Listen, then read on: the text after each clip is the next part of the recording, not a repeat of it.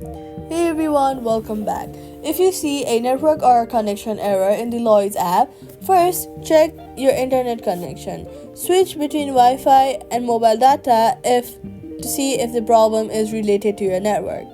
Then turn airplane mode on for a few seconds. Then turn it off to reset your connection. After that, swipe off from the bottom of your screen, look for the Lloyds app, swipe it away completely, then wait for a few while and then reopen it. Next, disable any VPN or proxy services temporarily as they can interfere with secure banking connection. If the error continues, Lloyd services may be temporarily unavailable, so wait and try again later. And that's it. Subscribe for more quick fixes.